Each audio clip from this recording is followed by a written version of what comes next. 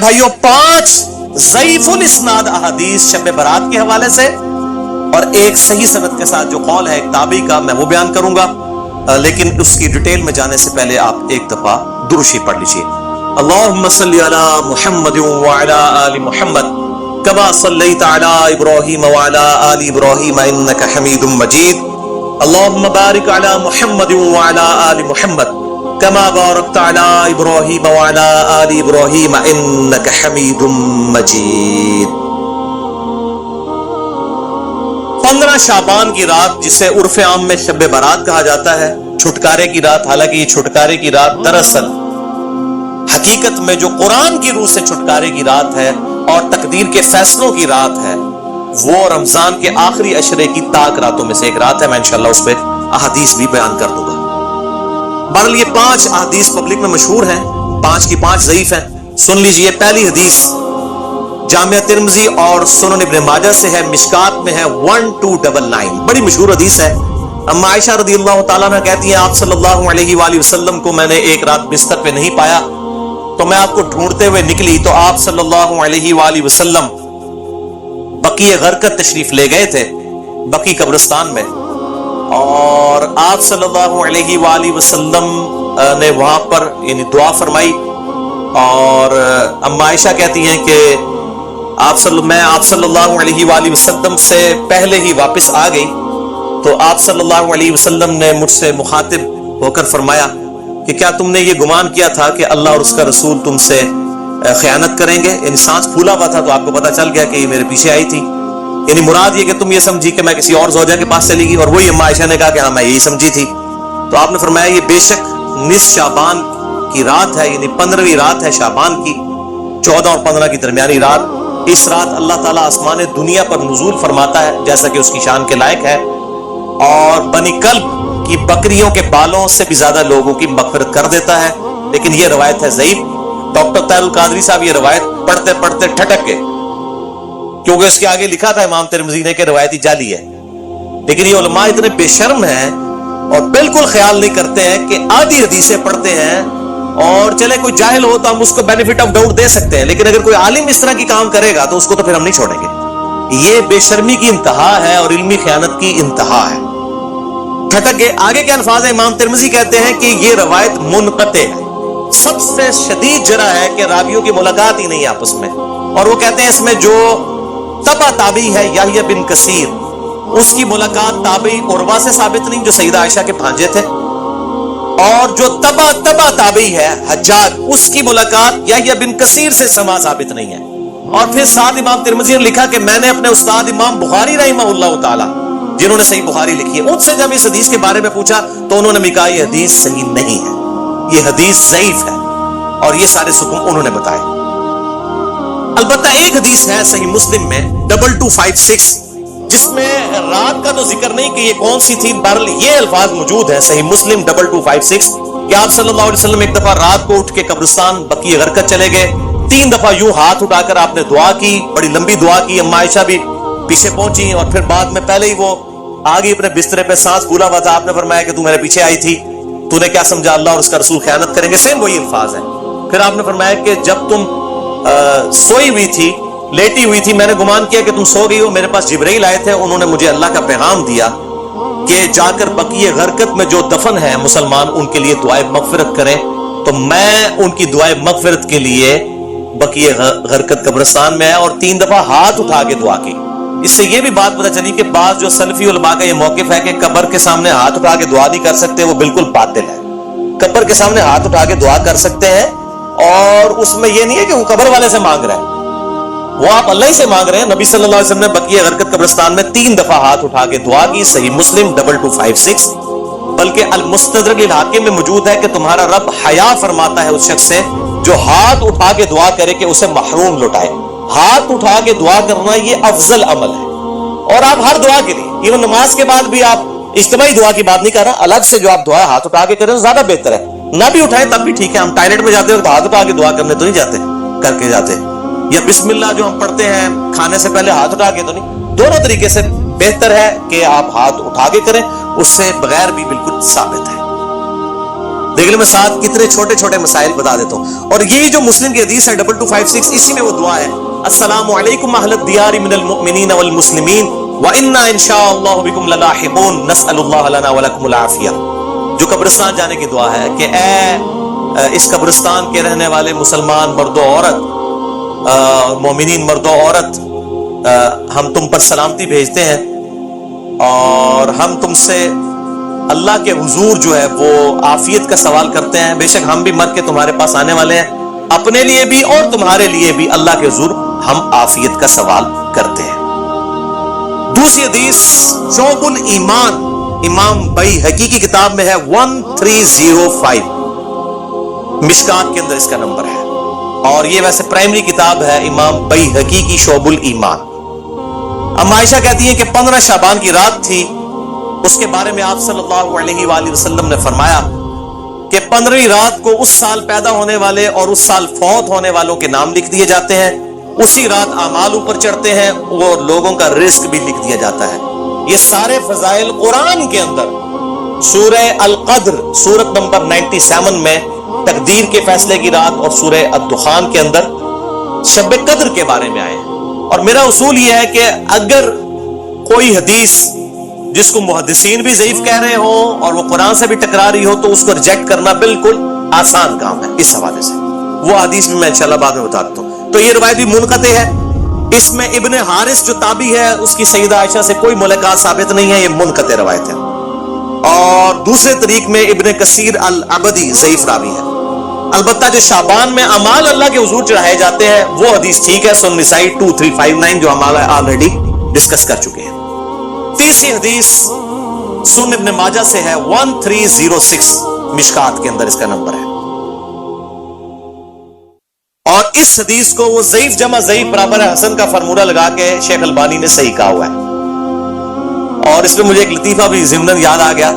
آج سے کئی سال پہلے اسلام آباد میں ایک اہل حدیث عالم جو ہے وہ بریلویوں پہ گرج رہے تھے یہ بدعت ہے اس رات میں عبادت کرنا, کوئی ثابت نہیں, کوئی حدیث نہیں. تو میں نے ان کو ایک چٹ لکھ کے بھیجی کہ آپ کے جو روحانی ابا جان ہے محدث اعظم سعودیہ شیخ ناصرالدین البانی, انہوں نے تو یہ سنن ابن ماجہ کی روایت کو جو مشکات میں 1306 ہے اس کو تو صحیح کہا ہوا ہے. تو مہربانی کر کے یہ جتنا غصہ ہے یہ البانی پہ بھی نکالیں آپ. تو اگر آپ کہتے ہیں اس کی اجتہادی غلطی ہے تو ان بیچاروں کو بھی اجتہادی غلطی کہہ کے چھوڑ دیں. یعنی آپ نے دوگلی پالیسی کیوں رکھی ہے؟ یہ کم از کم پبلک کو بتائیں تو صحیح. لیکن بے شرمی کی انتہا ہے, اس بندے نے چٹ بھی پڑھی ہے لیکن بیان نہیں کیا. اپنے بابے سب کو پیارے ہیں, ہمارا بابا ہمیں پیارا تو وہی صاحب ہے, بابے سب کو پیارے ہیں. یہ بابوں کا فتنہ بڑا خطرناک ہے چاہے وہ کسی بھی شکل میں نکل آئے. تو یہ مجھے ضمناً بات یاد آ گئی اسی حدیث کے حوالے سے. ابو موسیٰ اشعری رضی اللہ تعالیٰ عنہ کہتے ہیں کہ نبی صلی اللہ علیہ وسلم نے فرمایا بے شک اللہ تعالیٰ شعبان کی 15ویں رات اپنے بندوں پر خصوصی توجہ فرماتا ہے اور تمام مخلوق کو بخش دیتا ہے سوائے نمبر 1 مشرک کے اور نمبر 2 کینہ رکھنے والے کے. یہ انتہائی سخت ضعیف روایت ہے اور اس میں کئی سکون ہیں. نمبر 1 زبیر بن مسلم اور عبد الرحمن مجہول راوی ہیں, ان نون راوی ہیں جن کا کوئی یعنی لاپتہ راوی ہیں جن کا کوئی تعارف نہیں ہے. دوسرا ابن لہیہ اور ولید بن مسلم, یہ دونوں مدلس ہیں اور ان سے روایت کر رہے ہیں اور سما کی تصریح کوئی نہیں ہے. اور شیخ زبیر صاحب نے مشکات 1306 کے فٹ نوٹ پہ لکھا کہ اس کی جو سند ہے یہ ظلمات میں ڈوبی ہوئی, یعنی کسی صورت ہی حسن درجے تک نہیں پہنچتی ہے. یہ تو ضعیف میں بھی سخت ترین ضعیف روایت ہے. اور اس میں پھر اب وہ 11,000 وولٹ والی روایت یہاں پہ بیان کر دوں جو کہتے ہیں ہم صحیح اور ضعیف کا فرق نہیں کرتے, اور میری مجبوری ہے اس کے بغیر یہ دماغ میں ڈرل نہیں ہوتا یہ روایت میں بیان نہ کروں. تو مشکات میں ہے 4902 مسند احمد اور امام بخاری کی الادب المفرد کے حوالے سے. امام بخاری کی بھی ساری حدیثیں صحیح نہیں ہے, صرف صحیح بخاری کی روایتیں صحیح ہیں. الادب المفرد میں یہ ضعیف روایت ہے. اور اگر ہم ڈاکٹر طارق قاضی صاحب کہتے ہیں ہم امام حنیفہ کے مقلد ہیں, آپ بخاری کے مقلد ہیں, اگر ہم بخاری کے مقلد ہوتے اس روایت کو صحیح مانے. مشکات میں 4902 ہے کہ جو شخص اپنے جہلی نسب پر فخر کرے تو اس کو پھر تم کہو کہ تم اپنے جہلی نسب پہ فخر کرتے ہو, اسے کہو کہ اپنے باپ کی شرمگاہ کاٹ کے اپنے منہ میں رکھ, نعوذ باللہ من ذالک. اور یہ بات اس سے کنایے سے نہ کرو, ڈائریکٹ کرو. اتنی بےہودہ بات آپ صلی اللہ علیہ وسلم کبھی کہہ سکتے ہیں؟ وَإِنَّكَ لَعَلَىٰ خُلُقٍ عَظِيمٍ, اخلاق کے بلند ترین درجے پہ فائز، اور بخاری اور مسلم کی حدیث کہ آپ صلی اللہ علیہ وآلہ وسلم میں کنواری لڑکیوں سے زیادہ شرم و حیا تھی، وہ اس قسم کی بات کر سکتے تھے؟ اس میں بھی یہی حکم ہے، اس میں حسن بصری مدلس ہیں اور ان سے روایت کر رہے ہیں، اور صحیح مسلم کے مقدمے میں موجود ہے کہ مدلس کی ان والی روایت سماع کی تصدیق کے بغیر ضعیف ہوگی۔ مسئلہ نمبر 36 میرا سن لیں، ضعیف الاسناد اور من گھڑت احادیث کے فتنے کا تحقیقی جائزہ، جسے شوق ہو تو یہ میں نے الزامی جواب پھکی کے طور پہ یہ اینٹی وائنم دیا تھا، یہ والی روایت۔ چوتھی حدیث مسند احمد سے ہے، مشکات میں ہے 1307، عبداللہ ابن عمر بن عاص، سیم الفاظ ہیں وہی کہ 15ویں رات کو سب کی مغفرت ہو جاتی ہے، لیکن اس میں الفاظ ہیں سوائے خودکشی کرنے والے کے اور کینہ رکھنے والے کے۔ لیکن اس میں ابن لہیہ جو ہے وہ مدلس، اس میں تو نہیں ہے، ویسے وہ مدلس راوی ہیں، لیکن اس میں ان کی روایت اختلاط کے بعد کی ہے، یعنی جب ان کا حافظہ بگڑ گیا تھا۔ یہ امام حاکم نے المستدرک الحاکم میں کئی روایتوں کو بخاری مسلم کی شرط پہ صحیح کہا ہے، اور بات بھی صحیح ہے کہ بخاری اور مسلم کے راویوں سے وہ حدیثیں ہیں، لیکن ان میں کئی راوی ایسے ہیں، کئی صحابہ بھی ایسے ہیں کہ وفات سے پہلے وہ اپنی حدیثوں کو مکس کر جاتے تھے، حافظہ کمزور پڑ گیا۔ تو اگر راوی ثقہ ہو، بعد میں اس کا حافظہ بگڑ جائے، تو اس کے حافظہ بگڑنے سے پہلی والی روایتیں جو ہوں گی وہ صحیح ہوں گی، بعد والی ضعیف ہوں گی۔ یہ بعد والی ہے کیوں؟ جو راوی ان سے یہ روایت بیان کر رہا ہے اس کی ملاقات ان کا حافظہ بگڑنے کے بعد ہوئی ہے، وہ پہلے کا راوی نہیں ہے۔ اسی وجہ سے امام حاکم کی کئی روایتیں جن کو وہ بخاری اور مسلم کی شرط پہ صحیح کہتے ہیں وہ ضعیف ہو جاتی ہیں۔ یہ میں آپ کو ٹیکنیکل پوائنٹ بتا رہا ہوں۔ وہ حضرت آدم کی توبہ قبول ہونے والا جو واقعہ ہے نبی صلی اللہ علیہ وآلہ وسلم کے وسیلے سے، مسئلہ نمبر 43 میں بھی میں نے بتایا، وہ روایت جو ہے وہ امام حاکم نے تو بخاری مسلم کی شرط پہ صحیح کہا، لیکن وہ روایت تو ضعیف ہے اور سخت ضعیف روایت ہے۔ تو یہ چیزیں خیال رکھی جائیں۔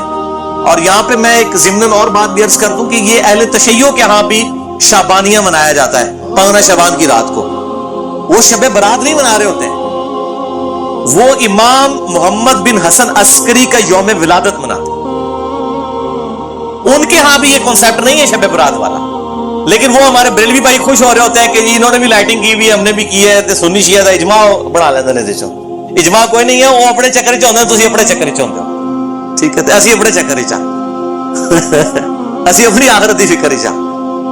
تو وہ امام محمد بن حسن عسکری کا یوم ولادت۔ پانچویں حدیث سنن ابن ماجہ سے ہے، مشکات میں 1308، مولا علی رضی اللہ تعالیٰ عنہ علیہ السلام سے ہے کہ جب شعبان کی 15ویں رات ہو تو آپ صلی اللہ علیہ وسلم نے فرمایا دن کا قیام کرو، رات کا قیام کرو، دن کا روزہ رکھو۔ اب دن کا روزہ الگ سے صحیح مسلم وہ 27 جو 45 نمبر حدیث تھی اس سے ثابت ہے، اس کی وجہ سے نہیں، وہ الگ سے، کیونکہ غروب آفتاب سے طلوع فجر تک آسمان دنیا پر اللہ تعالیٰ نزول فرماتا ہے اور کہتا ہے کوئی مغفرت کا طالب کہ میں اسے بخش دوں، ہے کوئی رزق مانگنے والا کہ میں اسے عطا کروں، ہے کوئی عافیت چاہنے والا کہ اسے عافیت دوں، اور یہ سلسلہ طلوع فجر تک حتی مطلع الفجر، وہ جو سورہ قدر میں شب قدر کے بارے میں آتا ہے، یہ وہی الفاظ ہیں۔ یہ روزانہ ہوتا ہے، تہائی رات آخری جب رہ جاتی ہے، بخاری مسلم کے حوالے سے میں حدیث بیان کر چکا ہوں۔ تو 15 شعبان کا روزہ جو ہے وہ معاملہ بالکل الگ ہے۔ اس حوالے سے اور کئی روایتیں ہیں، شیخ زبیر علیزئی رحمہ اللہ تعالیٰ نے ایک پورا مضمون لکھا تھا جو مقالات کی پہلی جلد کے اندر وہ مضمون موجود ہے، جسے شوق ہے تو وہ پڑھ سکتا ہے، 14-15 صفحوں کا مضمون ہے جس میں انہوں نے یہ ساری بحثیں اس کی ضعیف روایتوں کے حوالے سے کی، اور انہوں نے ہی ایک صحیح قول بھی ایک تابعی کا لکھا، لیکن چونکہ تابعی کا قول مقطوع ہوتا ہے اور تابعی اگر کوئی غیب کی بات کرے گا تو وہ ضروری نہیں کسی صحابی سے سنی ہو، وہ کسی دوسرے تابعی سے بھی سن سکتا ہے۔ صحابی کی غیبی خبر جو ہے نا بیان کی ہوئی وہ امپلائڈ ہے کہ نبی صلی اللہ علیہ وآلہ وسلم سے سنی ہے۔ صحابی کی جو مرسل ہے وہ ایکسیپٹیبل ہے، اسے ہم موقوف روایت کہتے ہیں۔ تابعی کی مرسل ایکسیپٹیبل نہیں، اس کو ہم مقطوع کہتے ہیں، یہ غیبی خبر سے متعلق ہے، لیکن یہ تابعی تک قول ثابت ہے۔ اس کا مطلب یہ ہوا کہ اس زمانے میں بھی یہ مسئلہ موجود تھا۔ مکحول تابعی ہیں شام کے، یہ مشہور تابعی ہیں، اور ان کے بارے میں مشہور ہے کہ اکثر مرسل روایتیں چھوٹے ہوئے باتوں والی بیان کرتے تھے۔ شعب الایمان امام بیہقی کی کتاب میں انٹرنیشنل نمبر کے مطابق 3671 نمبر یہ روایت ہے، وہ کہتے ہیں کہ 15ویں شعبان کو اللہ تعالیٰ زمین والوں کی طرف متوجہ ہوتا ہے 15ویں شعبان کی رات کو، اور کافر اور کینہ رکھنے والے کے سوا سب کو بخش دیتا ہے۔ اب یہ روایتیں اتنی زیادہ ہیں کہ اس کی وجہ سے بعض اہل حدیث علماء کا بھی یہ موقف ہے کہ کچھ نہ کچھ اس کی اصل موجود ہے۔ اکثر تو نہیں مانتے لیکن کچھ اہل حدیث علماء بھی مانتے ہیں, اور جو بند بریلوی تو ویسے ہی مانتے ہیں. اور میرا موقف شروع سے جو تھا وہی ہے کہ میں ہمیشہ فتویٰ نہیں لگاتا, خود کرتا نہیں ہوں, کسی پہ فتویٰ نہیں لگاتا. میرا مسئلہ نمبر 44 پرانا بھی سن لیں اور اب یہ نیا بھی آج ریکارڈ ہو رہا ہے. میرا موقف وہی تھا 5 سال پہلے بھی, اور باقی میں خود کیوں نہیں کرتا, جب تک کوئی چیز اتھینٹیکیٹ نہ ہو جائے تو نہیں کرنی چاہیے. یہ اکثر کہتے ہیں نیکی کا کام ہے, خیر ہے کرنے دو جی. لوگ سال کے بعد اگر کوئی نکلی ہے عبادت کے لیے, تو میرے بھائی سال کے بعد لوگ عید کی نماز کے لیے نکلتے ہیں, تو آپ عید کی اذان کیوں نہیں دیتے ہیں لوگوں کو بلانے کے لیے؟ نہیں جی ثابت نہیں ہے. تو کیا ثابت نہ ہوئی تو کیا ہوا, گناہ کا کام تو نہیں ہے, دے دیا کرے اذان. سال بعد لوگوں نے عید پڑھنے کے لیے نکلنا ہوتا ہے. پکیجے الزامی جواب, اینٹی وینم, لاجیکل آنسر. تو کہیں گے نہیں جی ثابت نہیں. بھئی آپ کا تو فارمولا تھا, ثابت ہو یا نہ ہو, نیکی کا کام ہے تو کر لیں.